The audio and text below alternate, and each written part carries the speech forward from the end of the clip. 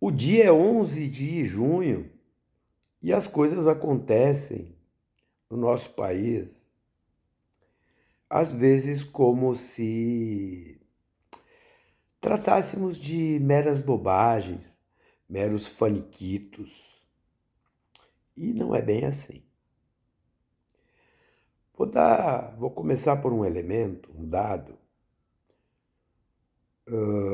que é tão corriqueiro e tão naturalizado que nós simplesmente deixamos passar, como se não houvesse consequências. Por exemplo, um monte de gente, normalmente esses liberaloides ou liberais de meia tigela, vivem dizendo tem que cortar gasto público, tem que cortar gasto público. Então tá, onde corta o gasto público? Na saúde, na educação, nas políticas sociais.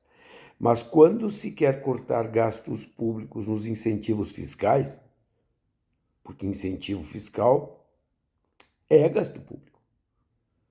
Quando o governo vem e dá dinheiro de impostos para determinados setores econômicos, nós estamos fazendo gastos públicos. O treco vira um escândalo. E mais das vezes, quando se busca a revisão de determinados incentivos fiscais, é porque algumas coisas estão acontecendo de acordo com a lei que os instituiu. Normalmente, quem briga por isso são aqueles que sonegam impostos e que não entregam as contrapartidas que os tais incentivos, que os tais gastos públicos gerariam. E virou isso aí. Quando se fala de incentivo fiscal, pelo amor de Deus, é palavrão. Da mesma maneira, existe um outro tipo de tema que vai assumindo protagonismo no Brasil, são as chamadas pautas morais. As pautas morais são terríveis. E elas são terríveis e apavorantes porque, no mais das vezes, são bancadas por cristãos. Aqueles que levam a palavra do Evangelho. Moralistas.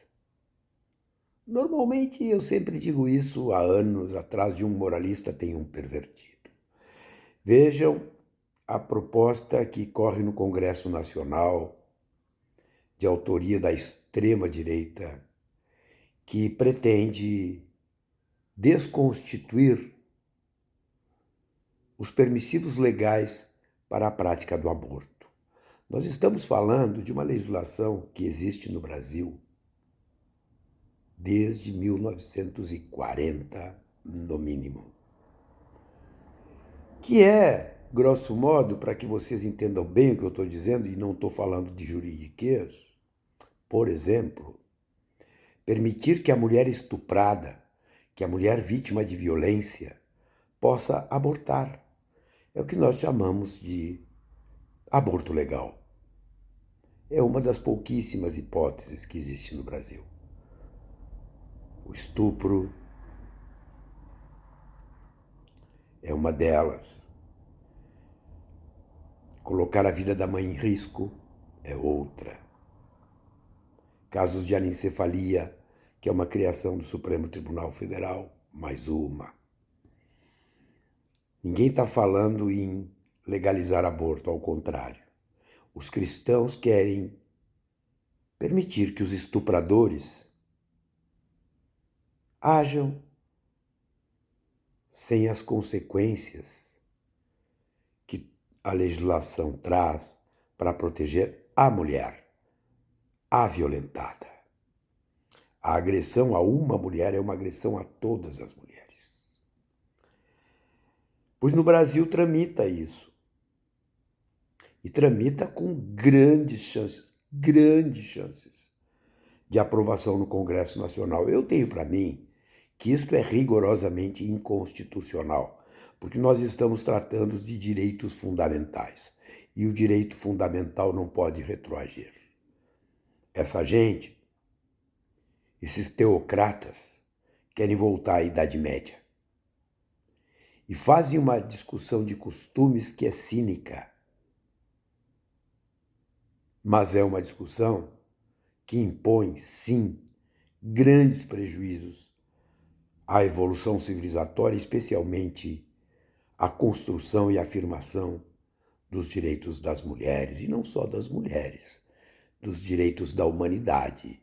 Nós, homens, também somos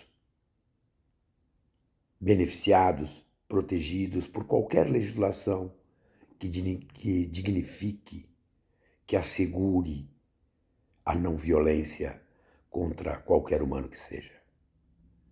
Toda a sociedade se beneficia, mas um bando de moralistas, e acreditem, entre eles mulheres, defendem que o aborto legal, como nós conhecemos há quase 100 anos no Brasil, seja extinto. Como combater isso? Na minha opinião, só existe uma forma. É a sociedade se organizando. E, se for o caso, diante da dimensão desse tipo de agressão aos direitos das mulheres, irmos para a rua, protestarmos, mostrar a estes cristãos que não era exatamente isso que Cristo dizia. Não. Deus, aos que creem, o Deus do Novo Testamento, que é o Deus destes evangélicos, é o Deus do amor, não é o Deus da vingança. O Deus da vingança está lá no Velho Testamento, não está na palavra dos evangelistas. Nem por esse aspecto se consegue defender. Quem tem um mínimo de racionalidade, de pudor, não consegue defender uma proposta dessas. Agora, quando se faz política com fé, com crença, com o sobrenatural, com o preconceito, os resultados estão aí. E por que isso é grave? Porque a cada pauta chamada de costumes se agrega uma outra pauta chamada de costumes. E esta pauta sempre traz consigo o preconceito, a discriminação odiosa. E assim anda o país, e assim anda o nosso Congresso Nacional, que é um congresso que, se fosse conservador, deveríamos nos dar por felizes. Mas o nosso Congresso não é conservador.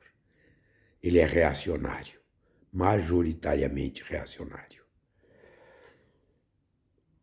Vivemos uma quadra complicada. Cada um de nós, da maneira que acha que pode contribuir, olha, precisa se jogar na luta, às vezes tapando o nariz, às vezes guardando certas posturas políticas para exercê-las num futuro próximo, mas nós precisamos resgatar um mínimo de decência, um mínimo de racionalidade, um mínimo de pudor na hora de fazermos política. E acreditem, quando naturalizamos a barbaridade, é porque ali na frente, as vítimas da barbárie seremos nós. Não vou largar aqui o jargão, primeiro vieram e levaram o meu vizinho, que era comunista. Como não sou comunista, nada fiz. E assim, blá, blá, blá, blá. Velho poema do pastor Martin Van Mutter. Mas é isso, gente. Isso está acontecendo todos os dias. Os Nicolas da vida, os Malafaia, os Sóstenes da vida. E isso não está só em Brasília, minha gente. Isso está na nossa vizinhança, nas classes médias, do nosso lado. Portanto, diria o americanófilo, take care, take care. Já o Excremêncio lá de Quaraí dizia, cuidado, isto pode virar cu de boi. Pensemos.